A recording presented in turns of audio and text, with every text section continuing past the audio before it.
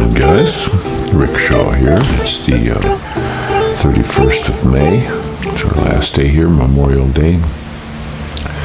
And it's a nice day. I haven't been out yet, haven't done my walk yet. Just got up a little after 4. I think I should go out and check the temperature for you. I've been seeing a lot of people talking about the real hot days, but we're not seeming to get this super hot days like some are. I even seen Santa in the Philippines said his area was really hot, and I know he's not too far from here.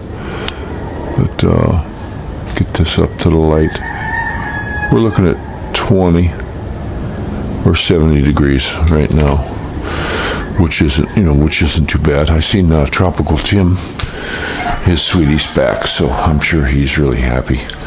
I watched his live last night, so I was really happy to see Ray's back, and everything's good. I hope we get to visit with them guys one of these days soon. But yeah, even he said the heat's been just really something here. But since we've been here for the month of May, it's always been hot. I mean, holy cow, it's always been hot for us since I've been here 8 years. And this year, it's pretty cool. We have a couple days where I got a little bit sweaty out walking and stuff, but generally this area is so much cooler than north of here. So that's really cool. But I did want to talk about something else too that I was thinking of this last night. When Tim came here, he made us some, I called it caldereta. It's caldereta. Well, my wife was making some. Wasn't quite the same, but it was really good. We sucked it up. But I was thinking of some of the things when I first come here that she cooked. And you can get seafood here, so that's the one thing that's really cheap here. You get great prices on seafood. I mean, like Orange Rough, you can get some beautiful fish if you just go look for them. A lot of the smaller markets don't have it. They just have the everyday fish here, but you can go some of the bigger markets and get some really nice fish. Well, you can get these big shrimp. That's an oxymoron, I guess, but you get all these kind of things and small ones and all this. And one thing I learned when I was very young, my elders all taught me. They were like, don't eat shit. Just don't eat shit. It's not a good idea. But in a lot of places in the world, they give shit a nice name. So when you're eating shrimp, they say, "Oh, it's the vein." Oh, don't worry, it's just the vein. Well, I remember my wife. I saw these really big shrimps and bought them from the store, and we were watching our money back in those days, being real careful with it. But I thought, oh, we're gonna splurge on that, and cooked them up. Well, she didn't cut the poop out, and I'm like, hey. She said, no, it's okay, it's just the vein. I said, well, sweetie, you know what that vein is? That's the poop chute. So you have to explain it to them, and you have to let your Filipina know, because I have noticed it every single time somebody's had shrimp, and they make a really good pancit with shrimp in it and all this stuff, but I can't eat it. I can't. I don't even want to pick the shrimp out and eat it, because the poop's in the shrimp. You're cooking poop in your food. But you have to let your Filipino know to clear that out. I always made some cayenne and shrimp spaghetti. That was one of my things I made. Just a sauce, not a whole lot of stuff. That's one of them. You could put the garlic in, but you could just put a little bit, slice it up super thin. It'll disappear in the sauce. A little bit of onion. You gotta really cube those tiny, because you don't want a big piece of onion in this when you make it. But I put the cayenne pepper in it, and just a regular straight tomato sauce. Nothing fancy. And that's about it on the spices. And then your shrimp, you fry them in butter. Just enough, and then right before it's ready to serve, you just scoop all that out and throw it in the sauce and stir it up. You don't want to cook them in the sauce. They get like chalky texture. You want to keep the shrimp texture. And a couple times I actually just had it on a plate, and you just took a spoon and put it over the top with your spaghetti. So, but always, I always said that was, took me a lot longer to make than regular spaghetti, because I got to get in there and clean all the poop out. And I like to use the real small ones. Now you can buy them in some of the places. I've seen them in the supermarket where they call it deveined. A nice way to say they removed the poop. But you can get them. You can get the ones that are cleaned up already. But mostly they're the frozen ones and all that. And it's much better when you can go to the markets and get the fresh ones. And they new stuff every day. We did get some really nice fish here. I like orange roughy and all that kind of stuff. So, and that's good one to cook. Just got to be careful too when you go to restaurants too. I went to a restaurant called Savory, and I don't like overcooked shrimp myself. But we were shopping in the store, and Grandma was there, so the kids were with her when we were still in Carmona, and this was at the Walter Mart there, right in Carmona, and I decided I'm going to have the shrimp. I don't eat that too often, but they had a shrimp dish there, and I thought, okay, I'm going to have that. And when they brought it, I even told Faye, I says, oh, wow, they didn't overcook it, which was unusual. Places here in the Philippines, they just cook the heck out of everything. You don't got to worry about getting anything bad in your food, because they cook it out. They really cook it, and you got to watch. They make a lot of black foods. They'll just burn the crap out of a lot of stuff. But I ate that, and it seemed okay. And when we paid the bill, we got up to walk out the door, and I got out 20 steps from the front of the restaurant, and man, I had to puke. I was trying to make it to the restroom and couldn't, and just everything in my stomach and I'm glad it did, because it was an undercooked shrimp, and my body just said, eject. so that was that was gone. So you do have to be careful in a lot of these restaurants here, because basically you got a bunch of kids in there cooking. They're wanting to get the food out, so their boss is happy with them, and it's not properly cooked, some of these places. Most of the Filipinos, when you go to their little eateries that they have, not the chain places, the food's cooked really well. That's one thing you can rely on in the Philippines. They do cook the living heck out of everything. But another thing, I had said this before in another video, the one thing I don't like, we love Andox chicken. There's a lot of chicken places in the Philippines, but I, for one, don't like breast meat. I just don't. It's always dry, and most all these chicken places, the Chooks to go, and there's a bunch of different ones. It's dry. It's no good. I don't want it. It's what I rip off the chicken, and we use it in soup the next day. I just don't want to eat it. Well, the Andox, you can eat that. You can eat the breast, and I go for it. I'll just take a big chunk and start eating it, because it's juicy and it's good. That's a good chicken place, but you got to be careful of them too. You have to be careful. We had one over in San Jose, and they brand new one, had just opened up, and the lady running it, she had too much fire. They do it all on charcoal, the coconut charcoal, and she had the fire up too high, so the outside was getting blackened, but the inside was all red. And you get the shits from that. So they're not all perfect, but the Andox is the best chicken. We had one in Carmona. We haven't tried this one, or we did. We got Andox here the one time. It was good, but we used to go to the one in Carmona. It was by the freeway entrance, and that place always it had the same two guys cooking there all the time, and I was used to leaving the change for the tip, and they cooked it just right. They knew how to move it away from the fire when they needed to. And that's a rough job. Those places get pretty hot in there. But it was the same two guys for the couple years we lived there. We actually went there before we moved to Carmona, because it was a good one, and a lot of people, they go to Senor Pedro and stuff because it's close by. I would rather travel 10 times the distance to get a good chicken, then Senor Pedro's for me just doesn't do it. It's not good chicken, but there can be a lot of places that are good to eat. A lot of these mom and pop places, you got to watch them. But I was getting on about the chickens too. Another thing, don't let them chop the chicken. Don't, because they just take a big cleaver and they just hack at it, so the bones get splintered. And I hate splintered bones. I had a problem one time in Manila. And the guy was selling, he had a cart, he had a big cart, and he had these nice chickens, and I was hungry. I was really hungry.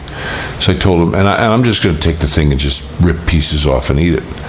And he's like, chop, chop? No. And I mean, clearly, I'm telling him no. So he puts it on the banana leaf and then chops it. Well, I don't want it. I don't care. I don't want it. I said, no, I don't want that one. You give me one that's not chopped. Oh no, you have to buy. You buy. Because he already chopped it. And he was kind of getting argumentative. So no, I'm not. I don't want it. I don't want chicken splinters and bones. So I started walking away. Well, he got a policeman. So I told the policeman, I said, no, I was clear on him, and the cop had seen it, that I was shaking my head, and it turned out they just gave me another chicken. But another thing, we went up to the place up here that was selling the goat meat, and goat meat is even worse than chicken. When you cook goat meat, the bones turn to glass. I've known that for years. I butchered goats many times, and they do that up there too. They take this big old heavy cleaver and they smash it, so you're eating it, and I hate that. You get these pieces of bones, so you got to watch for that. And you don't want to be swallowing goat bones. You'll perforate your intestine for sure. I mean, those things are sharp. So I had a buddy one time. He was making Billy burgers, and I don't know what happened with him. I think he cleavered the meat, and he jumped into one of his own Billy burgers, and it went up between the two teeth up into the thing and jammed in there. Couldn't get it out. Had to go into a dentist and do dental surgery to get it out, and it had jabbed him way up in his gum, a big long shard of it. Damn, what a bummer. So you got to watch that here. You have to really watch out, with the bone shards in the food, and it'll be in the soups too. I mean, if you order a soup, we get this beef bulalo. We had a place over when we were in Carmona. The first place we lived in Carmona, where we could walk to it, and real clean place. The ladies that ran it. It was fantastic, and you can get this bowl of soup for 30 pesos. That's 60 cents. Well, I would always get a double. I get this thing, double one of those, and take it home. They always give you good meat, and I like the veggies. I'm not, when it comes to soup, people want lots and lots of meat. No, give me lots and lots of veggies. I want the veggies in there. But the soup was absolutely fantastic. But I used to go through it and take all the meat out, put it on a plate and shred it with a fork, real tender. Shred it with a dang fork too. Make sure I pick all the bone shards out. Now, Faye, when she made her caldereta yesterday, we had bought the meat from S&M supermarket. It was already cut pieces, and she went through it, not a single bone in it. And what she made was pretty good. It wasn't the exact same as Tropical Tim's. Tim had more of a tomatoey type, and hers was more of a regular gravy type. But if I had to put them on a scale to see which one was better, I think it would have been a perfect flat scale, because both of them were good. And so that's pretty cool. But we're having a pretty nice. I'm having a pretty nice morning. Actually, everybody's still sleeping. I went ahead and went up with Matty a lot of nights when he gets sleepy and wants to go to sleep. He won't sleep. He keeps coming down here. You coming to bed? You coming to bed? So I usually got to go up and lay down with him. And then so I laid down and I watched the Tropical Tim. They had about an hour and a half of their live, and then after that, my kids were watching it a little bit with me, and then they all kind of fell asleep. So then I came back down here, because if I go to bed at 8 o'clock, I'm up at 1:30. It's just how it is. It's always been that way. So I don't want to get to sleep too early. But I'm going to go out and do a hike here pretty soon. It is a beautiful morning. I don't think I'll be working up a big big sweat or anything like that today. I talked to the one neighbor over here, Raul, and he said he's going to be going somewhere and wants to know if we'll dog sit for him. And I said, yeah, I'll dog sit for you. And then he's also going to go over and talk to the fellow with the dog. He had talked to him before, about the man's dog and the poop and stuff. And he said he's going to talk to him again because even though the Barron guy came up and, they threatened him time after time after time, and the dog's still out. It's still out. And this Raul guy, he's worried, that dog comes around him because he's walking this little Doberman. It's like a miniature. It looks like a Doberman. It's a little tiny dog, though. The dang thing can't weigh 15 pounds. He was actually letting the kids hold it, so the kids are all excited when he goes on this trip that we're going to be able to watch the little dog. But he did tell me again that he has a buddy that has Jack Russells. I'd like to find out more about that. I've been looking on sites here for dogs, and we want to get a dog. It's just I'm not really finding too much. Some of these places. The one place we went to, the pups were born, and the guy said, "Oh yeah, they've been wormed. They got their shots and all this." And I'm looking at these dogs. These dogs never had a single shot. You could just smell the worms in them. Their guts were all swollen. These dogs were full of worms.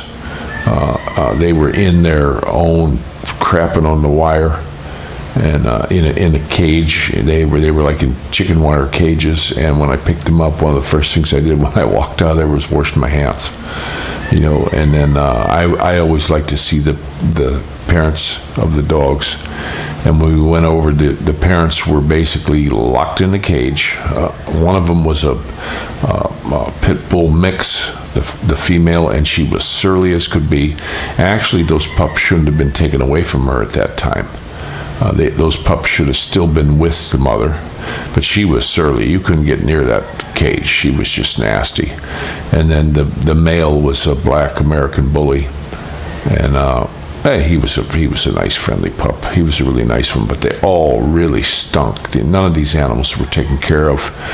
Their nails were, like this long from being in a cage. So we passed on those. The price was real cheap, but we passed on that. We didn't want any part of that. But probably would have been a smart thing to do was rescue some of these pups out of there. But I believe he sold them all. But when you see how they care for the animals here compared to in the States, it's just you shake your head. And people say, "Oh, well, why don't you do this?" It's not the same, guys. Some of these dogs can't be dealt with because they've been lived their whole life full of worms, and I'm sure it went through their blood-brain barrier and starts eating on their brain. It's just crazy. But this is how they live. It's just that's their life. I'm going to do my walking again this morning. I hope there's not too many out. That's why I always carry a stick. I always did carry a stick, even when I was in the States. Sometimes there's two-legged dogs too. But I'm going to go ahead and let you guys go. Watch out for the poop and the shrimp here. Even when you go to any of the chain restaurants too. If you go there to I can't remember that one restaurant Faye likes, but it's a chain restaurant. The malls usually have it. It's a Chinese place, and they have one of the dishes got the shrimp in it, and it's the little teeny tiny shrimps. I mean, they're super tiny, and that's always every time it's got poop. It's like a racing stripe. But I'm going to go ahead and let you go, and you guys all take care of yourself. And this is Rick Shaw out.